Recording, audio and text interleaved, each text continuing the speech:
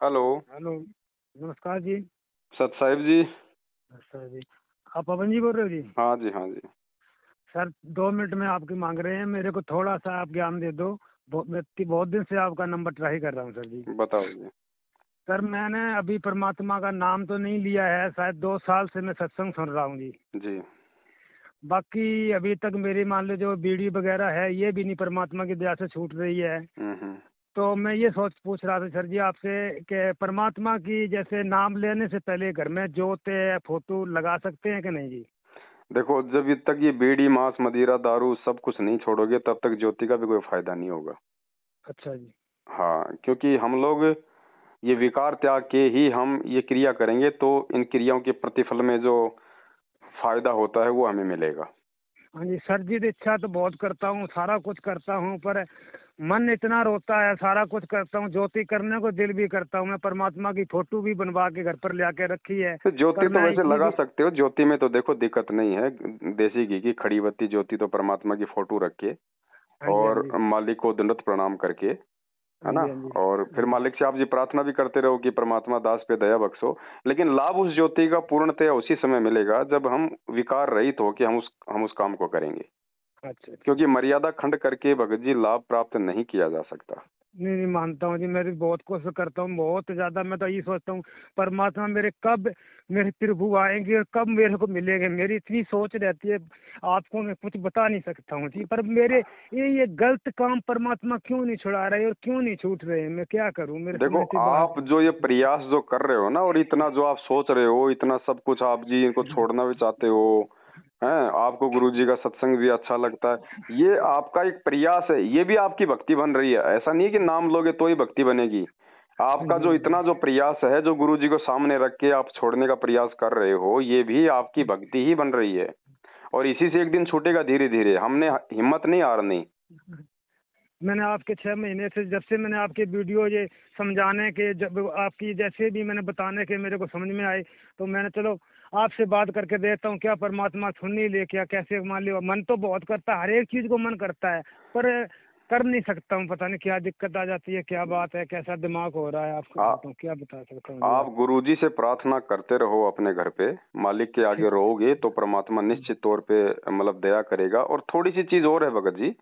हाँ जी, हाँ जी, देखो, कमजोरी इसमें कहीं ना कहीं हमारी है, वरना ऐसी बात नहीं है कि छूट नहीं सकती। अब मान नहीं नहीं, लीजिए है जी, ये मानता आपकी हूँ मैं। आपकी डायबिटीज की लास्ट स्टेज चल रही हो और डॉक्टर कह दे कि बेटा अगर एक रसगुल्ला भी खा लिया तो तू मरेगा। हाँ जी, अब हाँ भगत जी आप खा लोगे क्या रसगुल्ला? जी, तो वो तो है ये ही सोच के है। छोड़ो भगत जी आप इस बीड़ी को, कि वही जब गुरुजी ने कह दिया कि सुरा पान मद मांसाहारी गमन करे भोगे पर नारी, 70 जन्म कटत है शीशम साक्षी साहिब है जगदीशम। हाँ जी, हाँ जी। हैं? जब इतना बड़ा पाप इसका बताया परमात्मा ने कि एक हुक्का भरने, अब जो पाप एक बार शराब पीने का है और एक बार किसी दूसरी स्त्री के साथ जो है शारीरिक संबंध बनाने का है कि 70 जन्म तक हमारे सिर कटेंगे, उससे बड़ा पाप तो भगत जी लोगों को बीड़ी अपने हाथ से पकड़ाने का है। पीने वाले का तो बेड़ा गर्क। तो कुछ तो इस है। चीजों को मैं थोड़ा सा ध्यान में रख कर गुरु जी के सत्संग सुनते हुए और परमात्मा से आप जी अरदास करो। ऐसी बात नहीं है, भगवान तो ये गंदा लोग छुड़वाने के लिए आए हैं। बीड़ी कौन सी चीज है अगर हम छोड़ना चाहेंगे तो?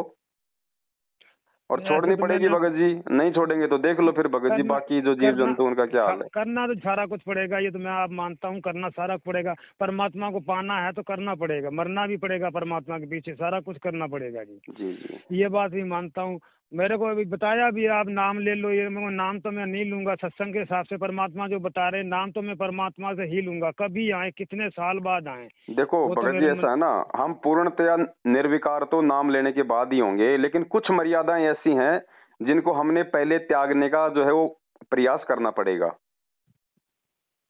ठीक है सर जी। तो आप जी परमात्मा को दंडवत मारते रहो, बंदी छोड़ के आगे हाथ जोड़ के अपने हृदय से अरदास करते रहो। गुरु जी के सत्संग सुनना मत छोड़ो, क्योंकि सत्संग एक बहुत बड़ी मेडिसिन है। जब ये कान के अंदर से, कान के द्वारा जब अंदर जाएगी तो भगत जी अंतःकरण को साफ करती है। सत्संग तो जी परमात्मा की दया ऐसी है, मेरे मोबाइल पर चाहे कोई भी चीज छेड़ लूँ, यूट्यूब छेड़ लूँ, फेसबुक छेड़ लूँ, परमात्मा के अलावा कोई चीज नहीं आती है। सारा दिन मेरा और वो जब भी चलता ही आपकी वही बीड़ी रहता है। पीने की इच्छा हो, देखो आप जेब में मत रखो ये मंडल वगैरह जो भी है, है ना। और जब भी कभी कभार आपकी इच्छा कर जाए तो ये सोचो कि मेरे पास में गुरुजी खड़े हैं, सामने देख रहे हैं परमात्मा, उसके बाद हमारी हिम्मत नहीं होगी भगत जी।